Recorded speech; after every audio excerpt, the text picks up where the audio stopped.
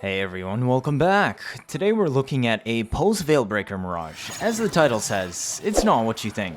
It's a very simple concept, something I've been wanting to make for a very long time. No, this is not an Archon Ledgermain Mirage. This isn't even a full armor strip Terrify Nuke Mirage. This is just a basic melee Mirage. However, it's extremely comfortable and only possible as a result of additions to the game since SARYN until Veilbreaker.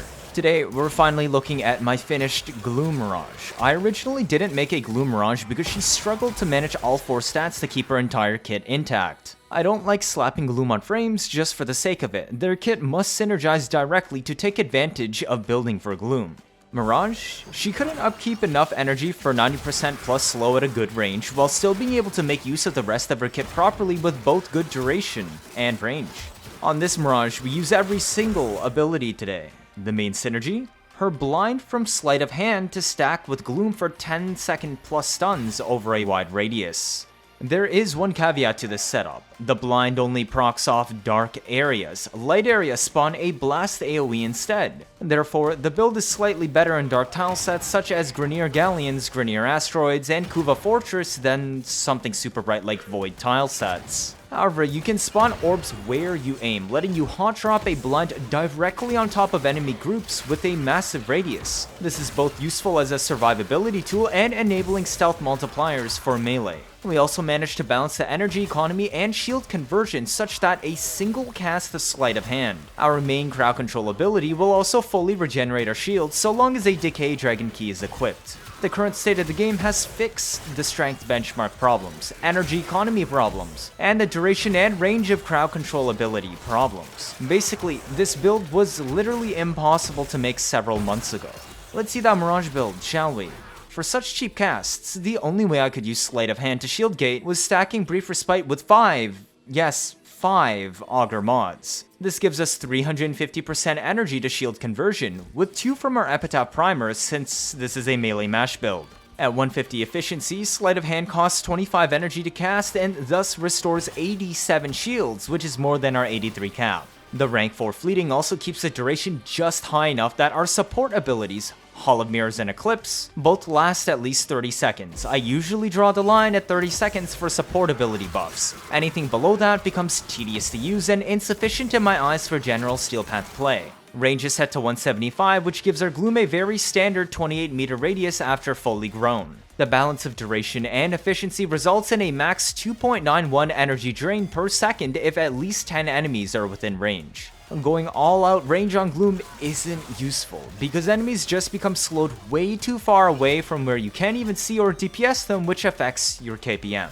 Keep in mind it does take this build 8 seconds for Gloom to reach max range. Our Sleight of Hand stun has an explosion radius of 14 meters. However, do keep in mind it has a hard line of sight check. The main benefits come from it being spammable, being cheap, and proccing blinds where you aim instead of around you. This means you can blind enemies ahead of you on the other side of the tile. Most importantly, our strength benchmark today is 168. This has a base slow of 58%. We're combining this with Madurai today, which offers both 40% strength from Sling Strength Double Sling and Power Transfer for innate natural talent effect for your blind casts. Molt Augmented is slapped on top for another 60% strength, meaning after 250 kills, resetting Gloom with 268 strength results in a 93.8% slow.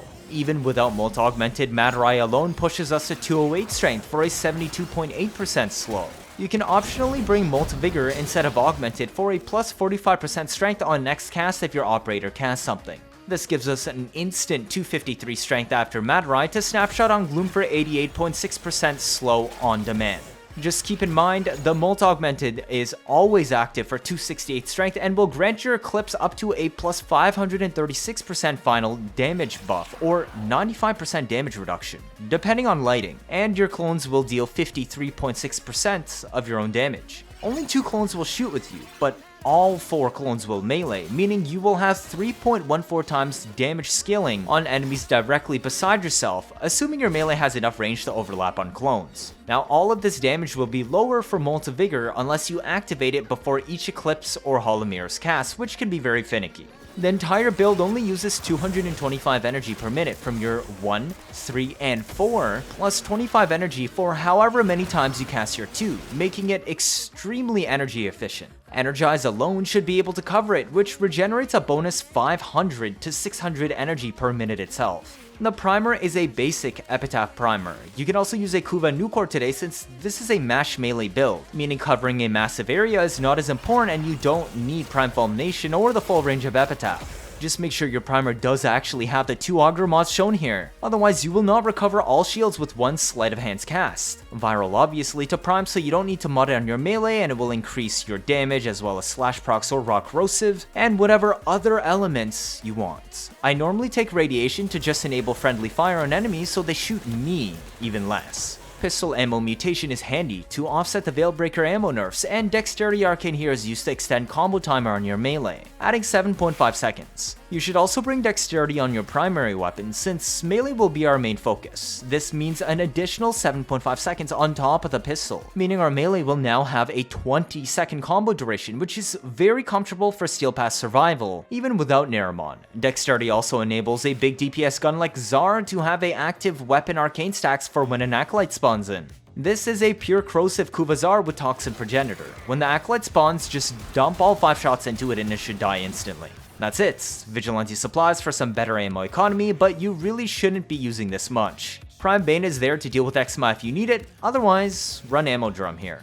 The actual melee can be whatever of your choosing, but today I'm going to be picking the Praetos for comfort. Any decent melee works, whether it be a Nikana, Tonfas, dual swords, polearms, stabs, daggers, etc. All that matters is it's built for corrosive raw crits or slash hybrid crit in status. Here is a Praetos slash build, where I swapped Spring Loaded for Prime Fury since we aren't running Arcane Strike. And for corrosive, here is an Inadem build. If you're using Inadem specifically, you can even skip using your primer and just run Prime Pressure Point without priming. However, this requires you to have the Swooping Lunge Incarnate 4 passive that procs off aerial kills active for a plus 150% base damage at all times. If you want a more in-depth video on how to build Praetos and Inodem for each situation and loadout, check out the videos at the top right. The Panzer build is generic as always, with the Synset not even doing anything today since we don't have magazines on Epitaph. However, it can help holster reload your Nukor while meleeing. We don't have Equilibrium, so there isn't any Synset health orb synergy here. Viral Quills will spread viral as usual, Martyr to keep yourself alive, Panzer Devolution for infinite cat lives, Radar, and Vacuum. And that's it, the Veilbreaker Gloom Mirage, finally able to blind, slow, and destroy as I wanted an entire year ago. Thanks to all the new ways to source strength, fast transference returning, and Focus 3.0, the build is complete. Hopefully you can have fun with it too. Cheers! If this is your first time watching, feel free to leave a like or better yet subscribe. Let me know your thoughts down in the comments. 79.5% of you are not subscribed. I'll try my best to get you new information out always as soon as possible, like I've done with covering the Veilbreaker update. Stick around if you want to see interesting memes and builds on a nearly daily basis. You don't want to miss out on any of that, do you? That'll be it for this video. Thank you all for watching and see you all next time.